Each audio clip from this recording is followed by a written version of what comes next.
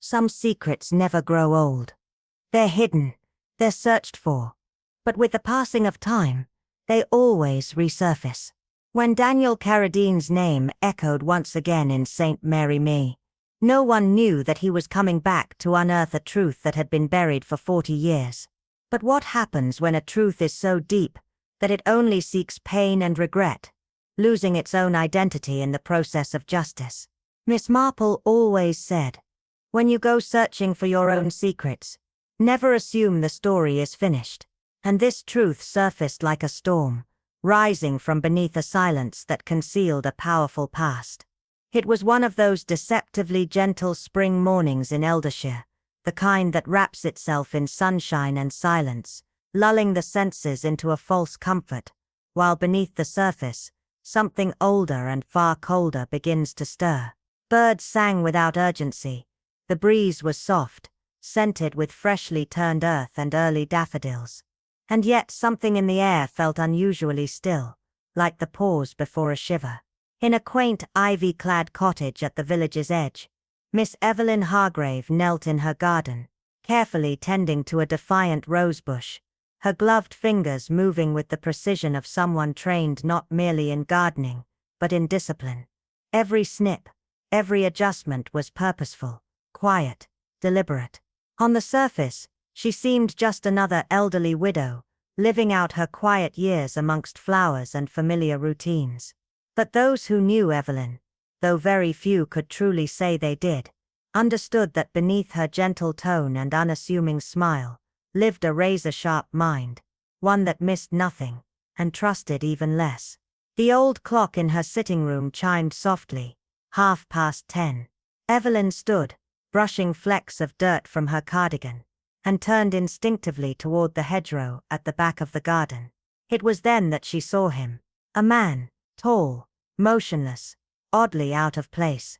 He stood near the far edge of her garden, half shrouded by the thick hawthorn, wearing a grey overcoat too heavy for the day's warmth, and a dark hat pulled low over his face. For a fleeting moment, she thought he might be lost or admiring her tulips. But then she noticed, he wasn't looking at the garden at all. His gaze was fixed on her house. No, not just the house, the sitting room window. That precise spot. There was something unnatural in his stillness, something too calculated, too silent, as if he didn't belong to the world around him. Evelyn's instincts stirred, honed by decades of quiet observation. She called out, voice calm, but edged with steel. "Can I help you?" The man didn't respond, didn't move. She stepped forward, speaking louder now. "You must have come through the side gate, it's usually locked." But before she could cross the lawn, the man turned not in surprise or fear, but with a strange fluid motion, and disappeared behind the hedge. She hurried forward, but by the time she reached the boundary, he was gone. No sound of a gate creaking open, no gravel disturbed, no sign that he had ever been there at all. The silence returned, deeper now, almost watchful. Evelyn stood perfectly still, eyes scanning the empty hedge, hands clasped tightly. "Curious," she whispered. "Very curious indeed." And as the breeze rustled the leaves overhead, she felt it subtle, but undeniable. The story had begun. Later that day, as shadows lengthened across the cobbled lanes, Reverend Alcott arrived at her door, flustered and pale, his spectacles askew, fingers nervously gripping the brim of his hat. "Miss Hargrave, I felt it best you hear this from me." Evelyn looked up from her embroidery, her expression unreadable. "Go on, Reverend." He swallowed. A body was found. Behind the church, in the far corner near the old yew. A man dead, her hands stilled mid-stitch, the silence between them turning heavy. "Do they know who he was?" she asked, voice barely above a breath. No one from the village recognized him, the Reverend replied, eyes filled with something close to fear. But he was described as tall, grey coat, dark hat. Evelyn's eyes didn't widen, they narrowed. She folded her embroidery slowly, like someone preparing for something long expected. "Then I believe I saw him too," she said softly, "this morning in my garden." That evening, the police arrived. Sergeant Lennox, young, polite, and slightly uneasy, stepped carefully through her home, his notebook ready, questions routine. Had she spoken to the man? No. Had he left anything behind? No. But he stared, she added, her tone sharp now, and not like a man who was lost, like a man who knew exactly what he was looking for. The sergeant scribbled, trying to keep his composure. The man's belongings revealed little: a Paddington to Eldershire train ticket, a faded wallet with no identification, no initials, no photos, nothing to name him. Nothing, except for one thing. Folded deep within the lining of his coat, tucked with unusual care, was a photograph, sepia-toned, edges worn, the ink of time fading around the corners. It showed a young woman standing in a summer garden, parasol in hand, her faint smile, frozen forever in the haze of an old camera's eye. Sergeant Lennox passed it silently to Miss Hargrave. Her breath caught, the lines around her mouth tightened. Because she recognized that garden, that smile, that past. But she said nothing, not yet. Because this was no coincidence. This was a return, and whatever had started that morning amidst the roses and sunlight, was far from over. It was taken, she whispered at last, her voice fragile as old paper, eyes fixed on the photograph, like it had just whispered back to her, in the summer of 1904, at my cousin Celeste's estate in Wexford. Her fingers trembled slightly, as they traced the edge of the sepia-toned image, as if by touching it she could reach through time, and feel the warmth of that sunlit day again.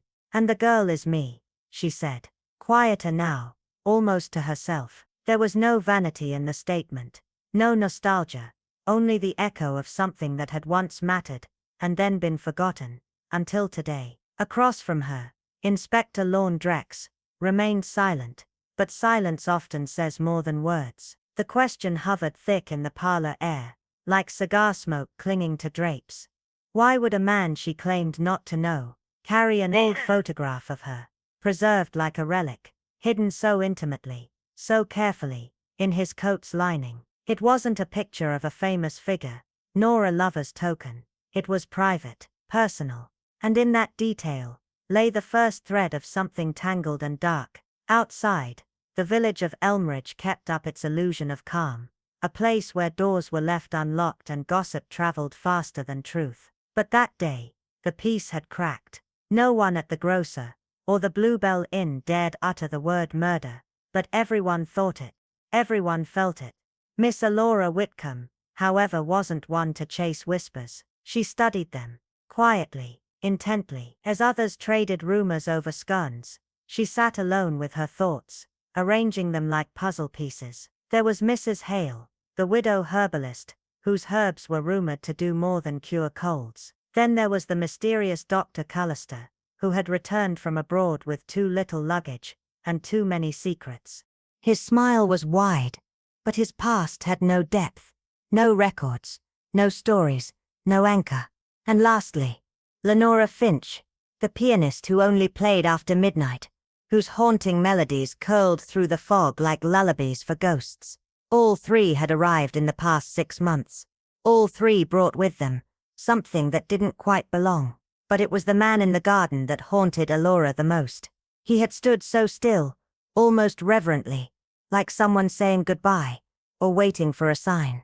His coat was wool, thick, stifling for April's gentle warmth, and his boots carried mud, not from the tidy cobblestone paths of Elmridge, but the marshy, waterlogged ground near the old chapel ruins, land no one walked, not anymore. And yet, despite the journey, despite the mud, his hands were clean, too clean. No trace of soil beneath the nails, no nervous fidget, just stillness, intent, as if every move he made was measured, controlled. That night, long after the village lights dimmed, and the wind began tapping gently at the windows, Alora sat alone by the fire, the photo now resting on her lap. She stared at her younger self, eyes wide, smile unguarded, oblivious to the future, and wondered what chain of events had led to this moment. Could someone from that forgotten summer have returned after all these years? And if so, why now? Was it coincidence? Or consequence? The inspector returned the next morning, grave as ever, voice tight as he said, "Miss Whitcomb, I've reviewed the belongings found on the deceased. No identification, no address, but the photograph was the only thing on him, folded 3 times, sewn into the coat. You sure you didn't know him?" She met his eyes and said what she believed. "I don't remember him. But that doesn't mean he didn't remember me." And in that quiet confession lay a terrible possibility that the past had not only returned, but it had come looking for her. "He didn't know me," she said, her voice barely above a whisper. But there was something about the way the words hung in the air, as if they had been waiting to be spoken for years. Inspector Craig tapped his pen thoughtfully, his gaze fixed on her, eyes narrowing ever so slightly. "If there's anything, Miss Whitcomb, no matter how trivial, that you remember, even the smallest detail, please do share it with me," he urged, his voice an odd mix of concern and professional curiosity. She met his gaze, her face still pale, but now with an almost imperceptible tremor. "I shall," she replied, rising from her seat to see him out. But just before the door closed behind him, she paused and added, "Inspector, sometimes the smallest things are far from insignificant." The next morning, before the village had fully stirred, Miss Marple rose quietly from her bed. She donned her most sensible shoes, worn but sturdy, and pulled her coat tight around her, as if the morning chill might somehow insulate her from the growing sense of unease creeping into her thoughts. She said nothing to anyone, not even her maid Cherry, about her plan for the day. It was not secrecy, exactly, but rather a well-practiced habit. Miss Marple had learned long ago that sometimes it was best to keep one's thoughts to oneself, collecting them like pieces of a puzzle, until she could see the whole picture. Only then did she share them. The ticket clerk at the station was young Bertie, a fidgety, eager fellow who talked as much as he breathed, and Miss Marple took full advantage of his talkative nature. She inquired with gentle curiosity about any recent travelers, strangers, particularly, and Bertie didn't disappoint. "Oh yes, miss," he said, his eyes lighting up as he recalled the memory. "A gentleman came through here, just 2 days ago, bought a return ticket from Paddington, but he asked about directions to the vicarage. Strange thing though, he never came back for his return stub. And he asked if the churchyard was still open to the public." He paused, looking at Miss Marple curiously. She nodded slightly, pretending not to be disturbed by the oddity of this detail. "Did he say whom he was visiting?" she asked, her tone casual. "No, miss," Bertie replied, still oblivious to the weight his words now carried. "But he did mention the churchyard. Odd, I thought." Miss Marple's mind was already whirling, sifting through the possibilities, as she walked away from the station, her footsteps slow but deliberate. A man, middle-aged, formal, carrying a silver-topped cane, asking about a churchyard. None of it was random. There was intention here, and Miss Marple had long learned that in her experience, intentions were rarely innocent. Her next stop was the small ivy-covered cottage next to the vicarage, where Miss Diana Stone had taken residence in early spring. Miss Stone, the quiet, elusive tenant, had always kept to herself, spending hours alone in her studio, painting. The woman who answered the door had an unsettling calm about her, her pale skin almost translucent, eyes alert and dark, as though she had spent years staring at something just beyond reach. Her hands were stained with faint splotches of ochre and ultramarine, and Miss Marple's sharp eyes immediately took in every detail.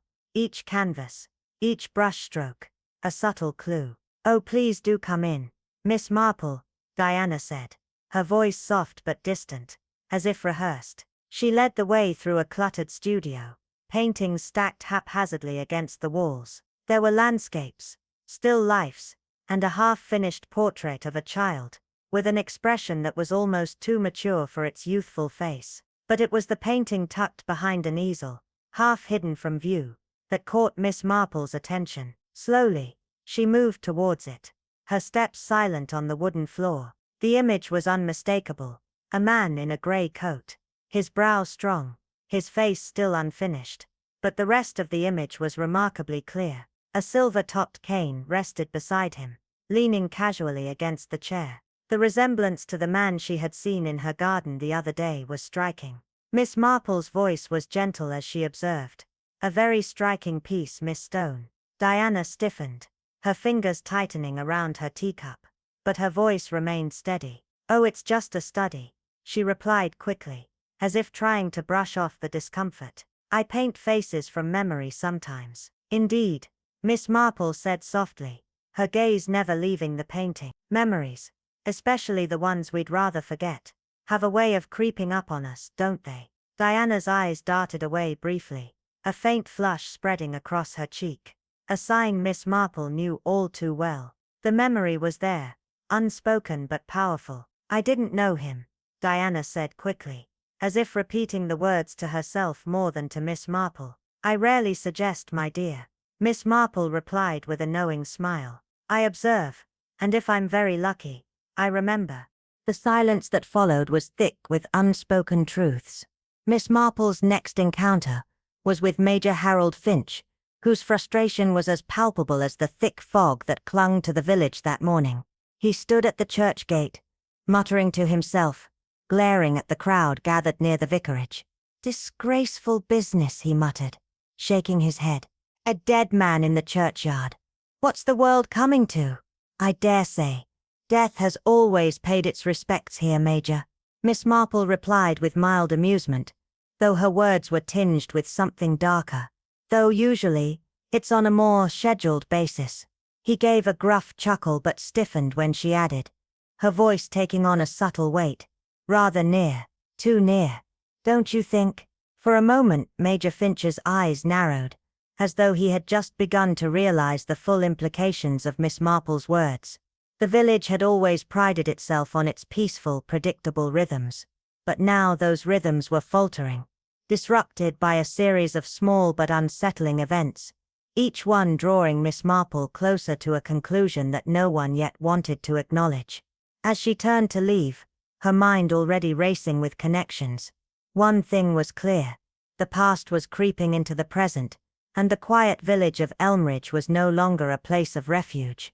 Miss Marple stood by the churchyard gate, her mind whirring like the delicate ticking of a clock, each thought falling into place with deliberate precision. She had noticed the oddities before, things that didn't quite add up, but it wasn't until now that they began to fit together, like fragments of a puzzle hidden in plain sight. The body had been found close to the west corner, near the Finch family plot, a location she knew well. Major Harold Finch had mentioned it in passing, speaking with an almost palpable sense of pride, but there was something in his eyes, a flicker of discomfort, as he gave her the details. "Yes, the west corner," he'd said, his voice tinged with an odd sharpness. "My great-uncle George is buried there." It wasn't the west corner that caught her attention, but the way his gaze flickered when she mentioned the proximity of the body. He'd grown defensive, almost as if the very thought of a dead man too near his family stone unsettled him. Miss Marple allowed a soft smile to play on her lips. She had learned long ago that the smallest of reactions often held the most significant clues. Her next move had been quiet, an unexpected visit to the vicarage where she hoped to uncover more. Polly Griggs, a young woman with a touch of guilt etched on her face, had confessed to seeing someone at the vicarage the night before the body was discovered. "I saw a figure," she'd whispered, eyes darting nervously. "Tall, wearing a coat, standing near the desk, didn't turn on the light, just stood there. Then I heard the floor creak, and he was gone. A shadow in the night, the faintest of details, but it stirred something within Miss Marple. The man hadn't been just a passerby. He had come with intent. He had been searching for something, or someone." Her thoughts drifted back to the boots, mud-caked, with a peculiar scuffing that no one seemed to notice but her. The mud, deep and dark, was unlike anything she had seen in the graveyard's sandy soil. No, this was the damp clay-laden earth that only one place in the village possessed, the Finch estate's private greenhouse path. That alone made her pause. And then there was the photograph, folded, worn and mysteriously familiar. She had seen it years ago at a cousin's garden party, a distant memory, but now the face seemed to belong to the stranger who had visited her garden. He had returned, not by chance, but by design, and the question nagged at her, why now? Her mind worked in circles, thoughts linking the stranger's appearance, the late-night shadow, and the peculiar soil that now felt like a thread leading her deeper into the past. The more she thought, the more she saw the invisible threads of a web stretching far beyond her quiet village. A memory stirred, faint but sharp, a name from her youth, long buried beneath layers of time and secrecy. Lavinia Blackthorne, a bright girl, too clever for her own good, with a smile that never quite reached her eyes. She had disappeared without a trace, her name whispered away like forgotten gossip. And now, all these years later, it seemed that the past was reaching out once more. The puzzle pieces had shifted, the story had deepened, and Miss Marple, ever watchful, knew that the answers were waiting to be unearthed, if only she could reach far enough back into the shadows of time to find them.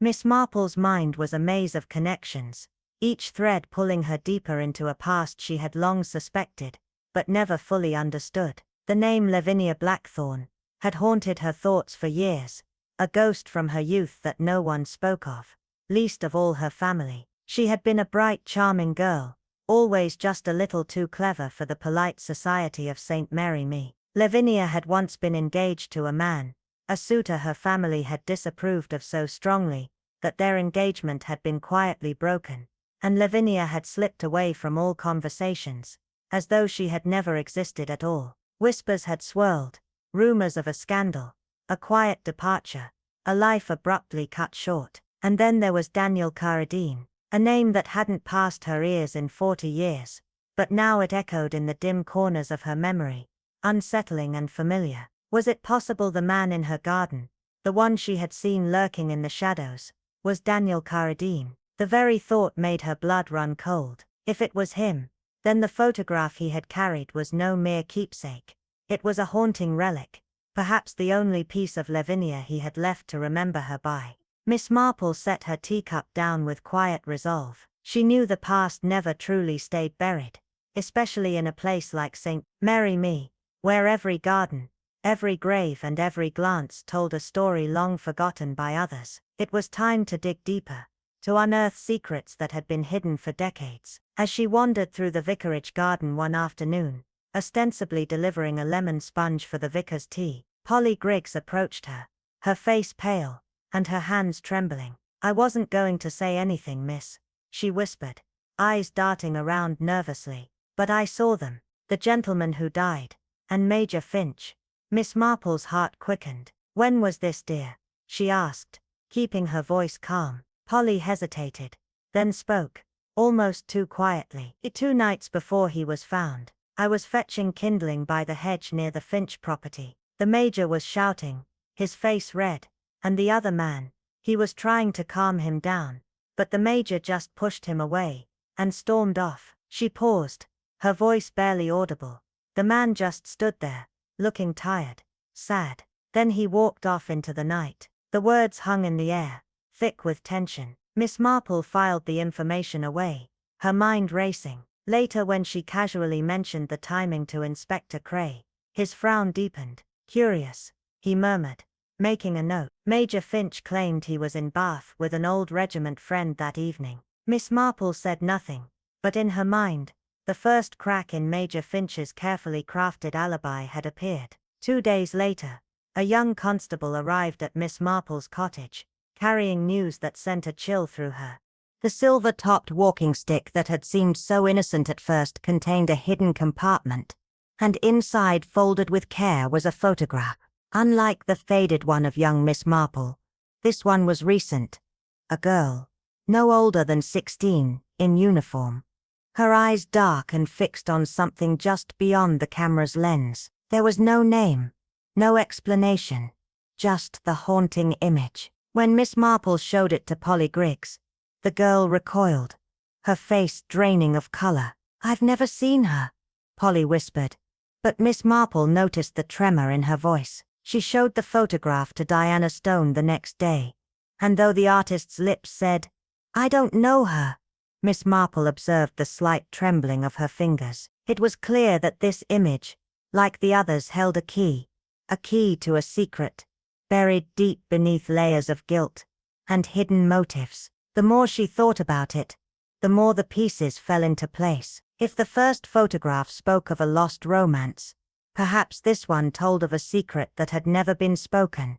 A secret that had weighed heavily on the man who had kept it, not for nostalgia, but for protection, or perhaps for guilt. The truth was out there, wrapped in shadows, waiting for her to unravel it. And Miss Marple, ever watchful, knew that the next step would bring her even closer to the heart of the mystery.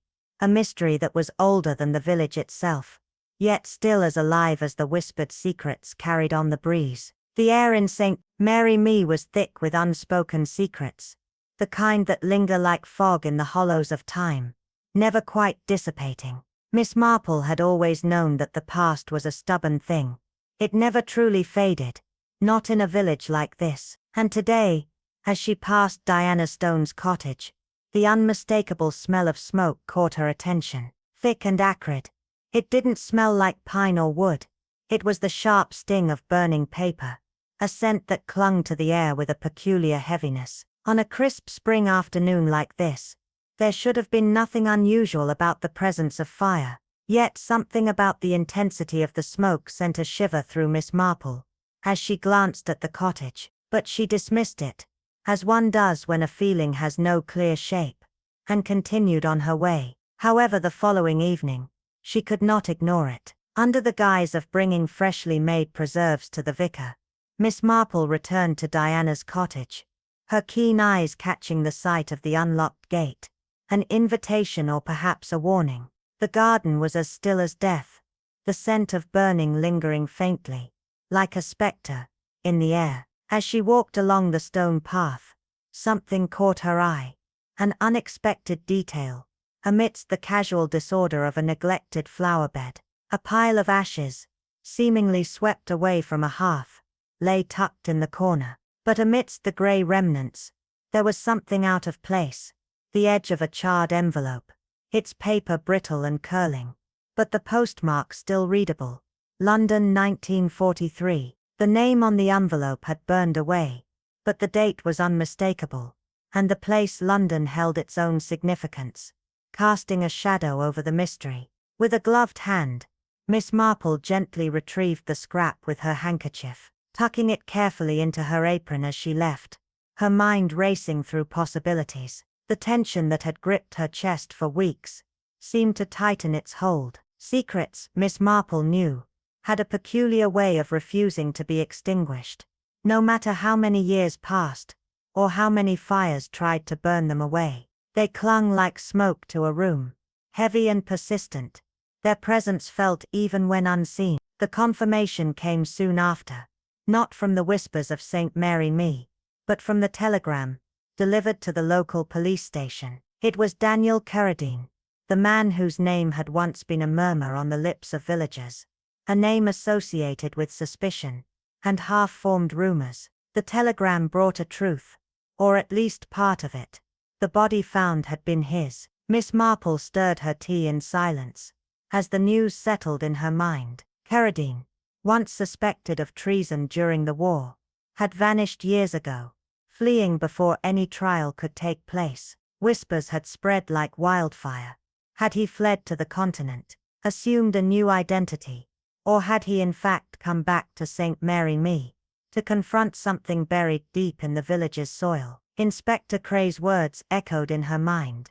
He had no family here, no reason to return. Yet somehow, Carradine had come back, and his return had been met with the same suspicion that had once followed him like a shadow. The village buzzed with rumors, espionage, forbidden love, even murder during the blackout years. But it was the mention of Lavinia Blackthorne that caught Miss Marple's full attention. The name, long faded from the mouths of most, carried weight, and the sudden flush of color that spread across Major Finch's neck when it was spoken, along with his abrupt departure from the conversation, spoke volumes. Miss Marple knew then that the past was not merely a series of old names and fading photographs.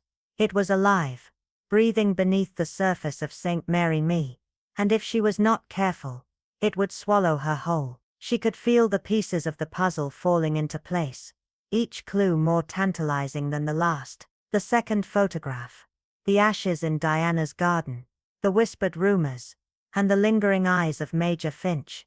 It was all part of a story that had been carefully concealed, buried beneath years of careful silence. As the villagers speculated, Miss Marple sat quietly by the fire, her knitting forgotten in her lap.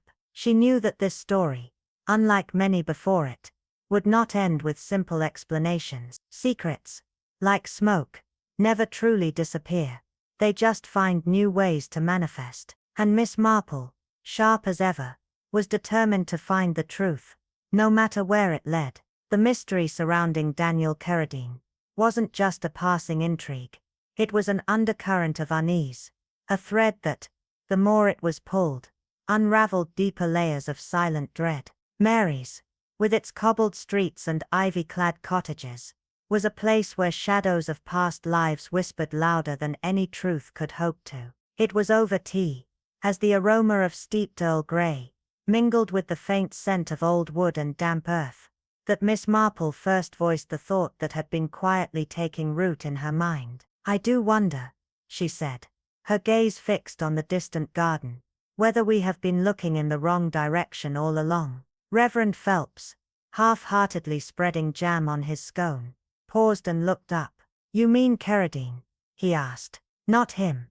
"Precisely," Miss Marple replied, her voice soft but firm. "But all this talk of spies and wartime treachery, it feels almost too neat, doesn't it? Everyone's suddenly a strategist, a covert agent. But in my experience, true danger doesn't announce itself with such grandiosity. It's quieter, more intimate."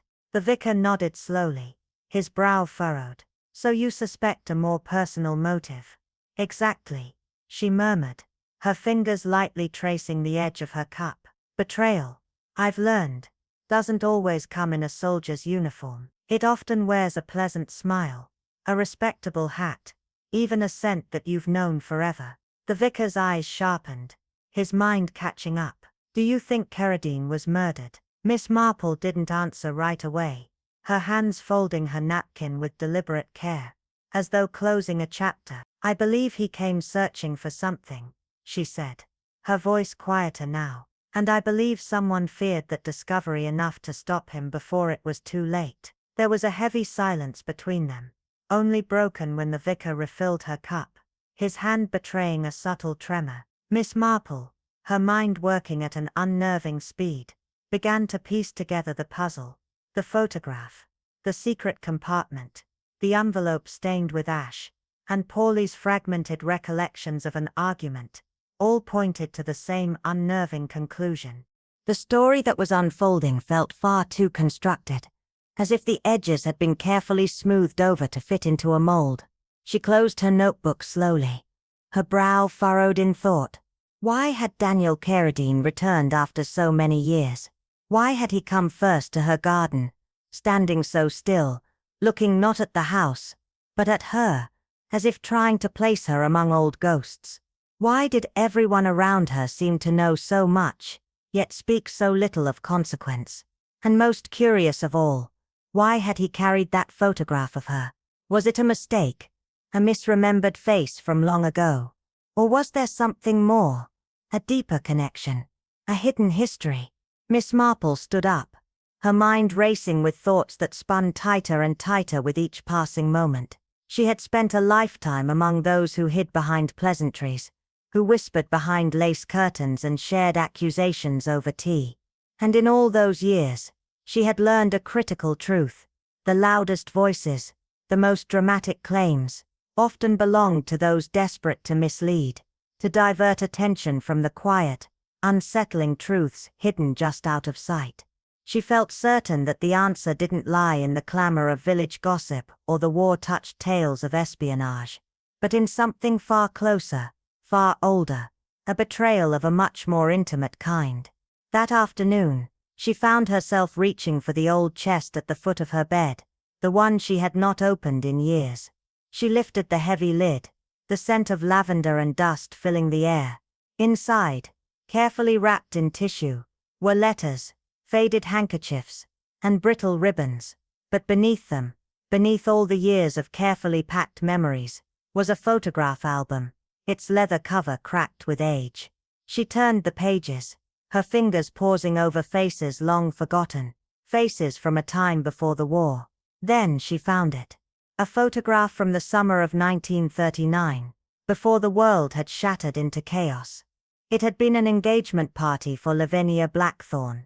Champagne glasses, parasols, awkward smiles, all the usual posturing of people trying too hard to pretend they were more familiar than they were. But there, slightly apart from the others, was a tall man in a light suit, his features sharper than in the photograph she had seen only days before. But the eyes, those eyes, there was no mistaking them. Daniel Carradine. He had been introduced to Lavinia as a civil servant, though there had always been whispers of other affiliations. Miss Marple stared at the image for a long while, her mind churning. The photograph Carradine had carried with him was of her, but he had been there, at that party for Lavinia. Had he confused the two, perhaps in his later years, or just perhaps, was there a far more tangled web of connections between them all, one that no one had dared to untangle, until now? It was clear to Miss Marple that Daniel Carradine's return was not an act of coincidence, but one born of a deep, persistent need to unravel a truth no one seemed willing to speak. He had come for answers, answers that had eluded him for years, answers that had been carefully buried beneath layers of silence and forgotten promises. As she made her way to Blenheim Estate, Miss Marple felt the air grow thick with the weight of the past, the bitter chill of history that still lingered in the walls of the sprawling, cold manor. Ambrose Blackthorne received her with his usual aloofness, offering her tea with a courtesy so thin it was nearly transparent. His eyes flickered with irritation as he spoke, but Miss Marple, unflinching, met his gaze. She didn't need to say much. The silence between them spoke louder than words ever could. "Lavinia," she murmured, her voice soft but piercing, like a needle threading through the heavy fabric of his thoughts. Ambrose stiffened, the teacup rattling in his trembling hands. She pressed on. "The man who loved her. The one who might have been her child's father. Do you deny it?" Ambrose's eyes darkened, a storm brewing beneath his composed exterior. "She left," he snapped. But his words held no conviction. Miss Marple's eyes never wavered from his face. "Vanished," she echoed, her tone almost tender, as if speaking the word aloud might undo something hidden beneath the surface. "No one searched for her," she added quietly, but Ambrose's silence was louder than any confession. His guilt clung to him like a second skin, and Miss Marple knew the truth was too dangerous for him to confront. Later, as she sat in her dimly lit parlor, examining the burnt envelope, the pieces began to fall into place with chilling clarity. The envelope's wartime stock, the faint traces of a return address from London, and the peculiar handwriting that tugged at something buried deep within her memory. This was no ordinary correspondence. The ashes outside Diana Stone's cottage whispered a story of secrets too dangerous to uncover. The evening brought a note from Diana, delivered in a dainty, elegant script, folding the fragile fabric of truth one step closer to unraveling. Diana's words, dripping with regret, confessed what Miss Marple already suspected. It was a secret long buried, one that had remained hidden beneath layers of betrayal and silence. Lavinia had written the letter, a final plea for forgiveness. She had promised to meet Carradine in the garden, by the old rose bush, no longer just a romantic gesture, but an act of defiance against the years of silence. The letter, though singed, remained legible, a final testament to a love and a betrayal that had not been fully erased. Miss Marple knew then that Carradine had come back not just to find Lavinia, but to understand the dark web of lies that had woven itself around her disappearance. As she traced the details of the letter and the pieces of the puzzle scattered before her, the truth began to emerge, not in grand gestures or loud declarations, but in quiet, painful whispers. And as the night deepened, Miss Marple felt the weight of it, this intricate web of lies and secrets, and knew that it would all unravel, piece by delicate piece, until nothing remained but the truth, waiting to be exposed. The name Harriet Stone had never appeared in the district's records. And yet, Miss Marple's mind flickered with the recollection of a single fleeting entry in the parish ledger. An unnamed infant baptized in 1944, without the presence of a mother, quietly received into the care of a couple from Yorkshire, close to the Blackthorne family. The connection was faint, but Miss Marple's instincts told her this was no ordinary child. Later, she remembered a painting Diana had left uncovered during their last meeting, a portrait of a fragile woman, with the same stormy elusive eyes. It was Lavinia, but it wasn't. The face in the painting had never truly known Lavinia. It was the face of a woman who had gazed into a mirror, and found only fragments of someone else, someone buried in the past. The truth slipped into Miss Marple's thoughts like a final stitch, pulled tight and irrevocable. Diana Stone was not merely Lavinia's daughter, she was the shadow of a scandal long erased. The child whose existence had been buried so completely, even she had never known it until the man Daniel Carradine returned. He had come seeking the answers Lavinia had left behind, unknowingly returning to where it all began. Miss Marple pieced it together, silently at first, letting the puzzle settle in her mind. Lavinia, pregnant and abandoned in a time of war, had been hidden away. Her family, desperate to bury the shame, had sent her away, cutting off all traces. It was believed that she had died in childbirth. But the child, Diana, had lived, renamed, and adopted by strangers far from the town that had whispered her name. Diana had grown up with no knowledge of the full truth, becoming an artist, the echoes of her true heritage hidden beneath layers of secrecy.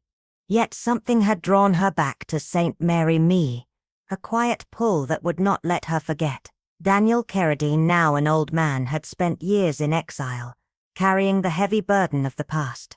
But upon his return, the truth was there, waiting for him in the faded faces of the village, in the forgotten records. The photograph Miss Marple had received from him, once thought to be a gesture of nostalgia, was a clue, a breadcrumb left to trace Lavinia's lost past. Carradine had come seeking peace, but had found only silence, broken by death.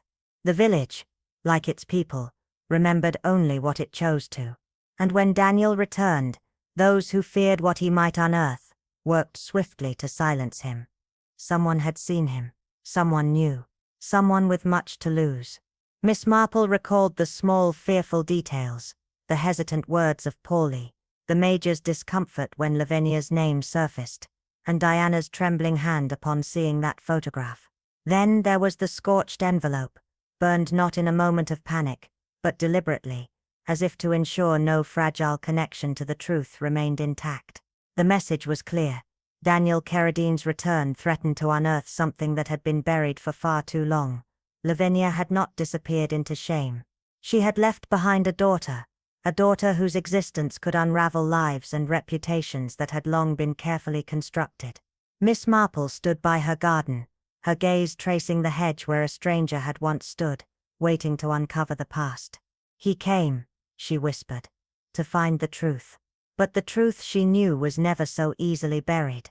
It seeped out through old letters, half-burnt, photographs carefully hidden, and the quiet, persistent gaze of a stranger seeking answers in a forgotten garden.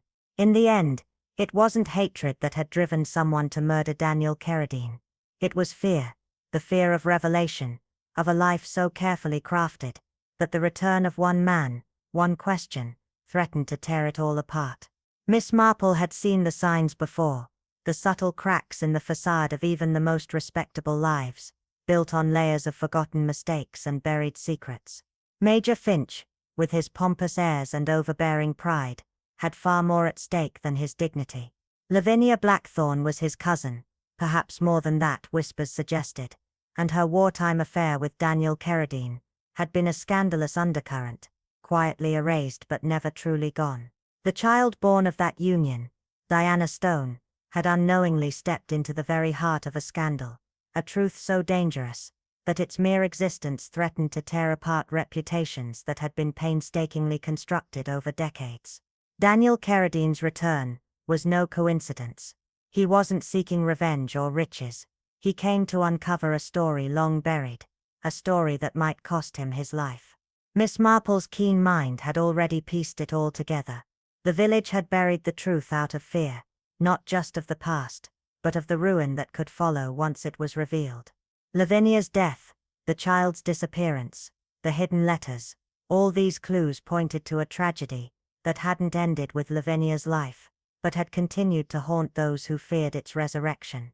As the clock ticked on in the quiet parlor of Danny Cottage, Miss Marple gathered the few who held the threads to this tangled story. Major Finch arrived stiff with suspicion. Diana looked pale but resolute, and Polly, a nervous shadow, hovered near the sideboard. Only Inspector Crail stood silently, notebook in hand, waiting for the moment. Miss Marple's voice, as calm as ever, broke the tension.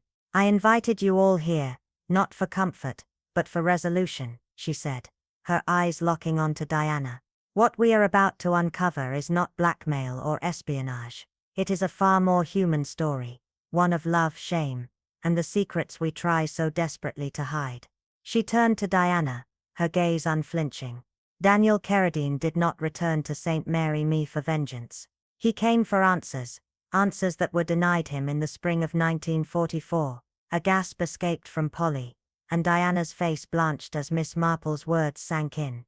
"You see, Carradine and Lavinia were engaged, or at least they would have been, had the Blackthorne family not deemed their relationship inappropriate," she continued, her voice steady.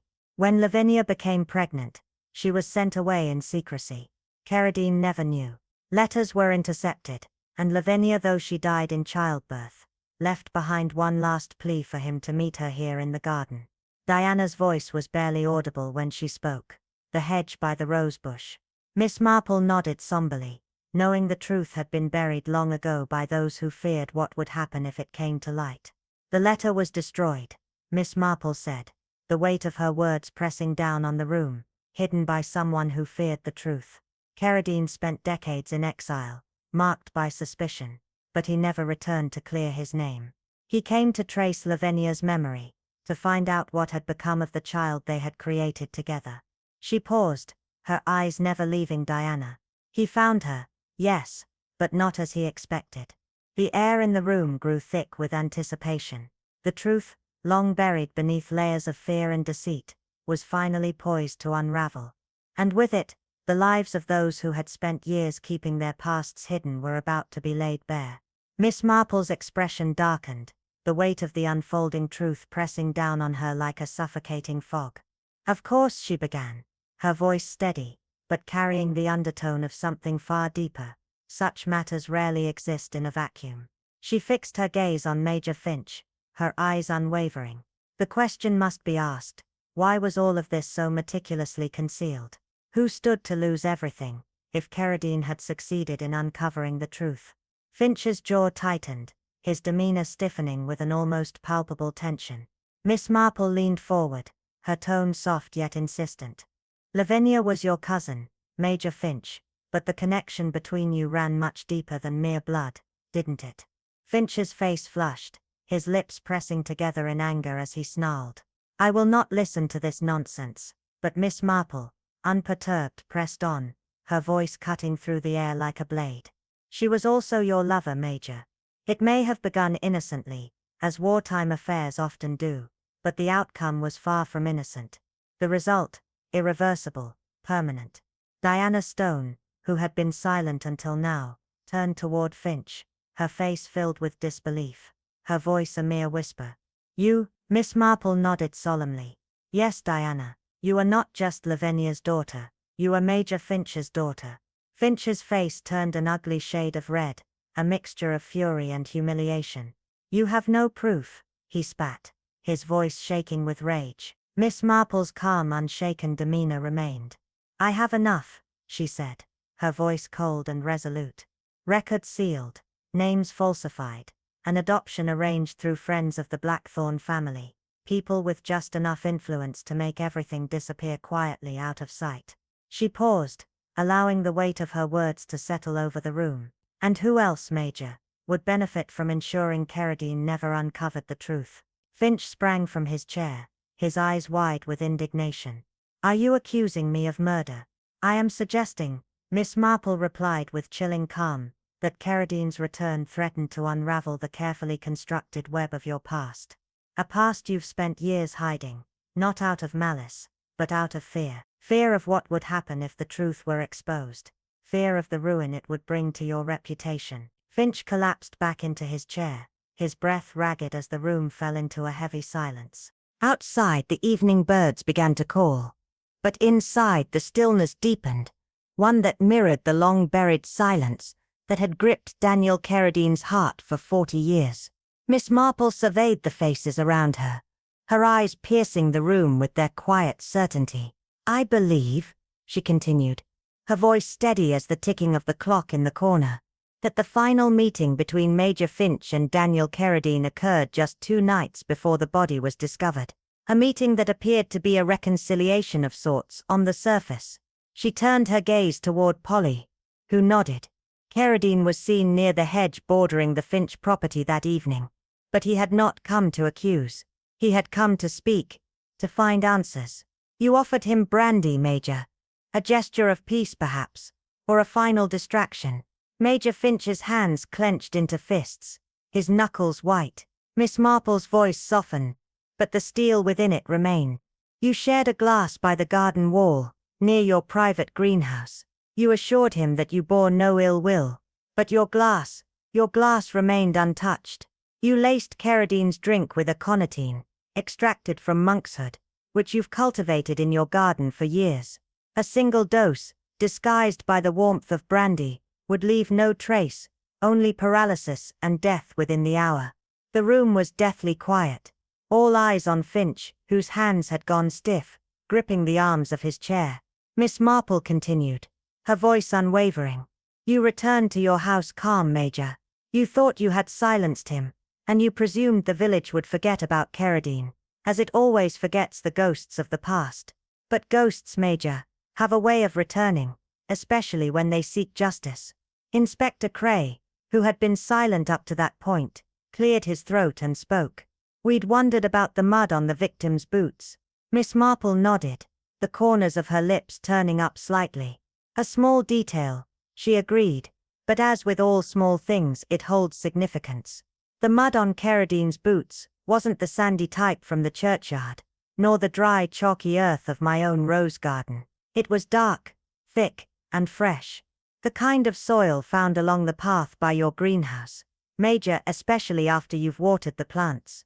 Finch's face drained of color as Miss Marple leaned in closer. Carradine's boots were clean that morning, but by the time he was found, they were caked in that specific clay. "The very type found at your greenhouse, near where you met him." She paused, her gaze sharp as a knife. "It wasn't a complicated deduction, Major. You met him by the greenhouse, shared a drink, and it was the last thing he ever did." Finch remained frozen, his eyes locked on Miss Marple, but his lips trembled. The air in the room grew thick with tension as the truth, long buried and shrouded in fear, finally began to surface, leaving no room for denial. Miss Marple's expression tightened as she studied the room, every face before her growing more tense with realization. It wasn't just about the poison, not anymore. No, there was something deeper, something far more dangerous hidden beneath the surface of the tragedy. She turned to Major Finch, her voice calm but cutting. "Of course," she said, "such things never exist in isolation. The real question is why all of this was so meticulously concealed." Her eyes locked onto his, and she saw the slight tightening of his jaw, the way his hands flexed as though resisting the truth about to unfold. "Lavinia was your cousin." "Yes," she continued, her tone still soft but firm. "But your connection went beyond mere blood, didn't it?" Finch shifted uncomfortably, his face flushing with indignation. "I won't listen to this absurdity," he snapped, but Miss Marple pressed on, her voice unrelenting. "She was your lover, Major Finch. A love that began innocently, perhaps in the heat of wartime passions, but one that never truly faded.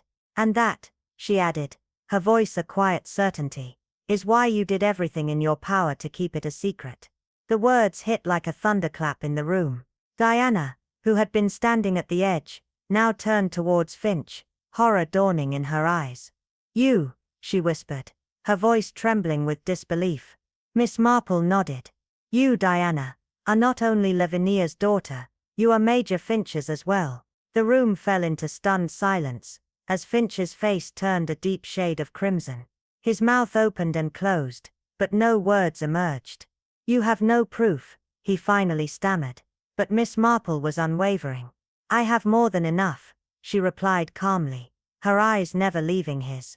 Records buried deep, names altered, an adoption arranged through the Blackthorn connections, powerful enough to bury this secret quietly, out of sight. She let the weight of her words hang in the air, before adding, but why would you go to such lengths? Who stood to lose everything if Carradine had discovered the truth? Finch stood abruptly, his chair scraping loudly against the floor. Are you accusing me of murder? He demanded, his voice raw. Miss Marple tilted her head, her gaze steady. I'm suggesting, she said, with quiet intensity, that Carradine's return threatened to uncover your past, a past you've worked tirelessly to erase, not out of malice, but out of fear. Fear of what your name might become, of what people would say about the man you truly are. Finch sank back into his seat, his breath shallow, as the air in the room grew thick with anticipation. Miss Marple's voice continued, steady as ever, cutting through the silence. I believe the final confrontation between you and Carradine occurred just days before his body was found. A reconciliation perhaps on the surface, but one tinged with finality. Carradine was seen near the hedge by Polly, not to accuse, but to speak, to understand. She paused, her gaze never leaving Finch's. You offered him brandy, didn't you? A gesture of peace, or perhaps a final distraction. Finch's grip on the arms of his chair tightened, his knuckles turning white. You shared a drink by your greenhouse, where the smell of earth and decay was heavy in the air. But your glass, Miss Marple's eyes narrowed, remained untouched. His was the one that had been poisoned. Finch's hands were now frozen, his body stiffening as the truth pressed upon him. You laced his drink with aconitine, didn't you? A toxin derived from monk's hood, planted right in your garden, where you've nurtured it for years. A single dose, hidden within the warmth of the brandy, would cause paralysis, and death within the hour. She let the words sink in.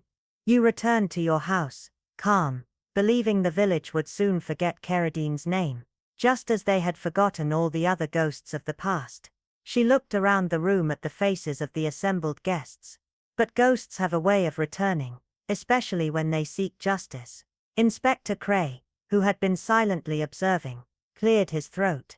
We had wondered about the mud on the victim's boots, he said, looking at Miss Marple. Miss Marple gave a slight nod. Indeed, a small detail, often overlooked, she agreed. But as you know, details rarely mean nothing. She leaned forward slightly, her voice lowering. The mud on Carradine's boots was not from the churchyard, nor from my own rose beds. It was fresh, deep brown clay, the same type found near your greenhouse, especially after you've watered your plants. She turned her gaze to Finch, whose face was now ashen. His boots were clean that morning, but by the time he was found, they were caked in that very soil. The soil you've walked in countless times, Major Finch. The room was quiet as Miss Marple let her words settle. It wasn't a complicated deduction, she said. Carradine had met you there in the garden. He walked beside your greenhouse, glass in hand, and it was the last thing he ever did. Finch remained motionless, but his breath grew shallow. Miss Marple turned to address the final thread of the mystery. There is one last thing, she said, her tone soft but piercing. She looked at Polly, who stood trembling at the edge of the room. My dear, you spoke the truth when you said you didn't know your parents. You were told your mother died shortly after your birth, and that your father was never named. Polly blinked, confusion clouding her features. Yes, miss, that's what I was told. I grew up in Chichester, and the vicar helped me find work here. That's all I know. Miss Marple's eyes softened with sorrow, as she looked back at Finch. But you knew, didn't you, Major? You arranged for her to be raised here, close to you. You kept an eye on her, watching from a distance, perhaps feeling that by keeping her near, You were doing a kindness." Her voice was steady, but filled with quiet judgment. "But some truths have a way of demanding reckoning, Major. And you knew, deep down, that the secret you buried would eventually surface." Finch's face crumpled, as the weight of his actions bore down on him. "I couldn't let them know," he whispered, his voice raw. "They would have known about Lavinia, about me, everything I worked for. All those years, it would have been ruined." Miss Marple's voice softened, almost to a whisper. "You buried one truth to protect another, not realizing that the very daughter you feared would expose you, was standing beside you all along, loyal, kind, unknowing." The silence in the room deepened. Polly, pale and shaken, took a step back, as though the ground had shifted beneath her. Miss Marple folded her hands together, her expression resigned yet resolute. "The greatest irony, Major Finch," she said softly, "is that in trying to protect your name from disgrace, you destroyed the one person who had come not to ruin you, but to remember someone you both had loved." Major Finch did not speak. As Inspector Cray moved forward to formally arrest him, there was no protest, no defiant shout, only a hollow silence filled the room. Finch, broken and resigned, allowed himself to be led away, his once proud figure now bent, defeated. Outside the villagers stood, their murmurs hushed, some sensing the weight of the truth that had just unfolded, while others remained unaware. Miss Marple, standing at the window, watched as the man she had so carefully unraveled was led away. She felt no triumph, no victory. She had seen too many men fall, not from the crushing weight of scandal, but from the unbearable burden of their own secrets. The weight of secrets, long buried, always finds a way to surface. Finch had thought he could shield his past, draping it in the cloak of respectability, yet beneath it was only decay, a truth so festering. Even the earth refused to keep it hidden. Carradine had come seeking the past, but it was not only memory he uncovered, it was a reflection of everything Finch had tried to forget, laid bare like the garden in which they stood. That garden, where love once thrived, had now become the site of betrayal, the soil soaked with regrets too heavy to ignore. Miss Marple, as always, saw beyond the surface, her gaze piercing through the web of lies Finch had woven. The slow revelation of his carefully laid plan unraveled with each quiet, deliberate word. The blackmail note, the ink still fresh, told its own tale, an invitation to suspicion, a trail Finch had crafted with chilling precision. Yet even in his meticulousness, he overlooked the truth that Miss Marple so easily plucked from the shadows. The missing plant tonic, hidden to point fingers elsewhere, had become the very evidence he never expected to betray him. Her voice, soft yet firm, guided them through the labyrinth of his deception, each thread pulling them closer to the truth that he had tried so hard to bury. But it was not just the revelation of Carradine's fate that would haunt Finch. It was the truth about Polly, the daughter he had sought to protect, by keeping her in the dark, believing she would destroy him if she ever knew. Instead, Miss Marple's quiet words cut through him with the sharpness of a scalpel, revealing the greatest irony of all in hiding from the past. He had not shielded himself from disgrace, but had ruined the very person he had tried to shield. Polly, standing in shock, stepped back, the weight of what she had learned settling like a stone in her chest. And then, with all the weight of a lifetime's secrets collapsing upon him, Finch finally crumbled, not in rage, but in sorrow, his pride shattered as the truth took root. As he was led away, it was not the triumph of justice that Miss Marple felt, it was the quiet sorrow of understanding how easily love and betrayal could twist together, leaving behind only ashes. In the quiet that followed, the village returned to its routine, unaware of the storm that had passed. Yet in the garden, where once again the lilacs bloomed, Miss Marple could not help but reflect on the ghosts that lingered. Ghosts not of the past, but of the choices people made, choices that echoed through time, leaving behind scars too deep to heal. The garden, though peaceful, held its own unspoken story, a story of life and death, of love and regret, and of a truth that would never fully fade, not even with the passing of seasons. In the stillness of the cottage garden, a quiet figure moved among the flowers, not with the brashness of someone seeking glory, but with the patience of a gardener tending to what was fragile, what had been neglected. Miss Marple's hands, delicate yet deliberate, snipped away at the fading petals, each cut a silent gesture toward a truth long buried beneath layers of shame and pretense.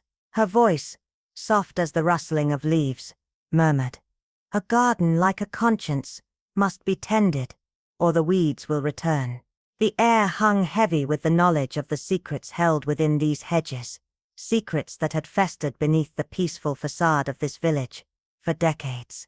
The kettle whistled, cutting through the silence, but the peace, fragile as it was, could only be temporary. For the dead do not always haunt us in the way we expect.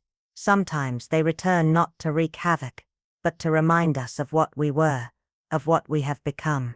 Daniel Carradine, far from the villain he had once been painted, had come seeking not revenge, but the truth that had been denied him for 40 long years. His footsteps, once filled with the anger of a man scorned, had grown soft, measured, as though each step he took was an attempt to reconcile with a past that had slipped through his fingers like sand. He had come back to St. Mary Mead, not to destroy, but to uncover the history that so many had tried to bury. And in doing so, he exposed a well of regret, of betrayal, and of love, an impossible love, one that had twisted into something dark and unrecognizable, obscured by silence and the weight of societal expectations. Miss Marple, as always, had seen it all, her sharp eyes missing nothing, her mind tracing the delicate threads that others had overlooked. She knew that the truth rarely shouted, it often whispered, carried on the wind through crinkled letters, scattered soil, and the slight tremor of a teacup held in trembling hands. And perhaps the most haunting realization of all was that those who spent their lives hiding behind masks of respectability were often undone, not by their own actions, but by the very love they had sought to conceal. Major Finch, the man who had once stood tall and proud, was undone by the love he had tried so desperately to bury. The whispers of his past, the scandal he had hoped to suppress, came tumbling out not in a dramatic courtroom confession, but in the quiet of a drawing room, over tea. Miss Marple had brought the truth to light, with the gentleness of a gardener pruning back the overgrowth, revealing the tender roots of a story that had been left to die. Justice in this case had not come with fanfare or fury, but with the quiet wisdom of understanding. It was not the dramatic unraveling of a mystery that captured the imagination, but the subtle revelation of a truth that had lingered in the shadows, waiting for someone to listen. So what would you have done if you were Major Finch, faced with the devastation of a past that could destroy everything you've worked for? Would you have confessed, or would you have continued to bury the truth, hoping it would never be found? Did you suspect all along that the Major's secrets ran deeper than anyone knew? And what of Polly, the innocent caught in the web of lies? How did you feel when the twist unraveled her place in the story? Let's discuss it below. Your thoughts, your theories, your reflections bring this tale to life. If you enjoyed this tale, and the intricate, heart-wrenching mysteries that Miss Marple so often unravels, make sure to subscribe for more timeless detective stories, filled with complexity, depth, and unforgettable twists. And share this with your friends and family, who enjoy a story that keeps them on the edge of their seat, wondering what lies beneath the surface. Thank you for joining me today. And until next time, remember, sometimes the quietest places hold the loudest truths, and the most serene gardens may conceal the deepest of secrets.